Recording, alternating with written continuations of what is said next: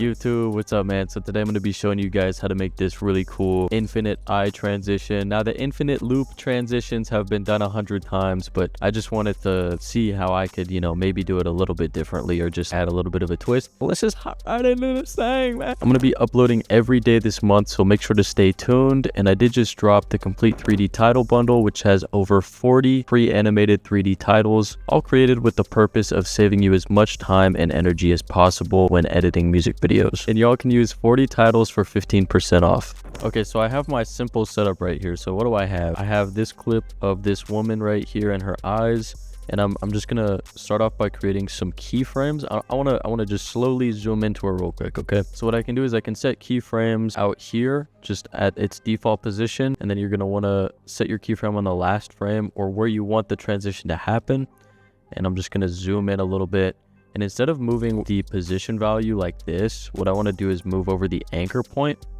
And that's really going to help us get a crispier, smoother transition. And it's going to make sure that the focal point doesn't go drifting off. So I'll say like right around there. And then you can go ahead and highlight those keyframes and F9 them with easy ease. Bring up this little hoe right here, man, the graph editor.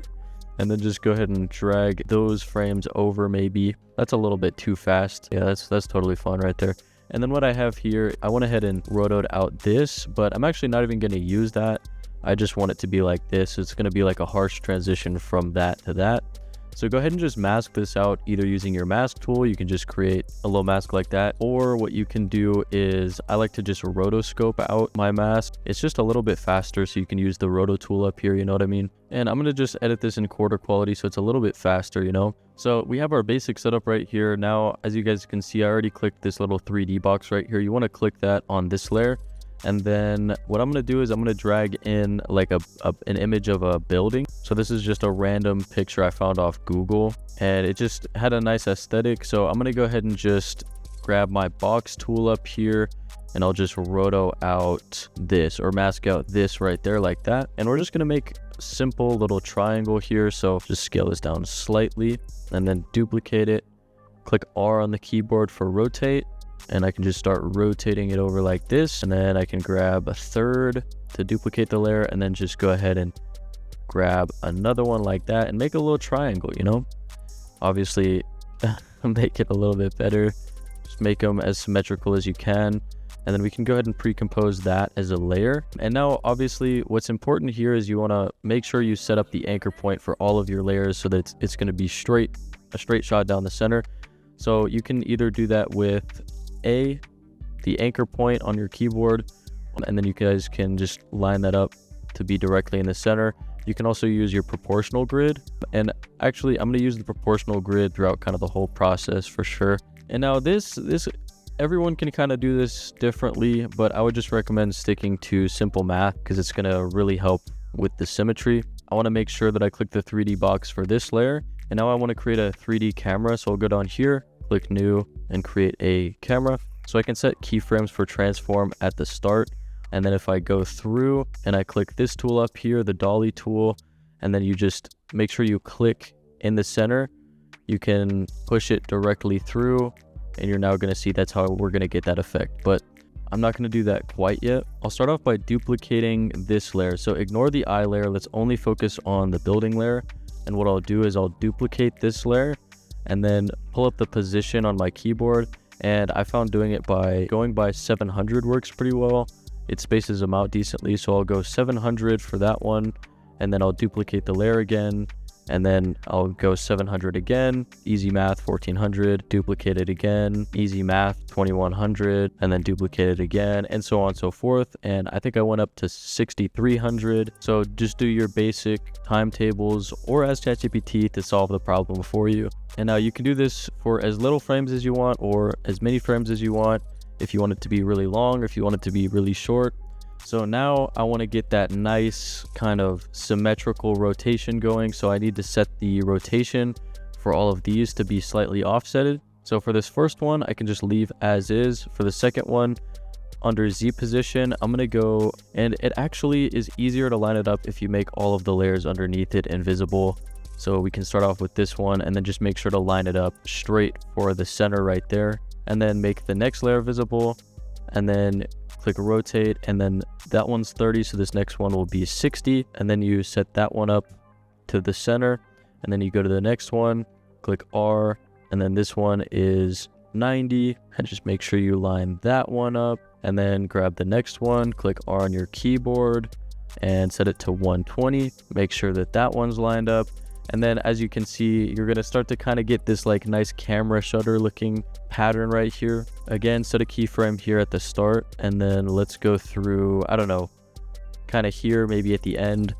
We can just go ahead and grab our dolly tool again, and then make sure that you're pushing it directly through the center, and it'll take a second to catch up.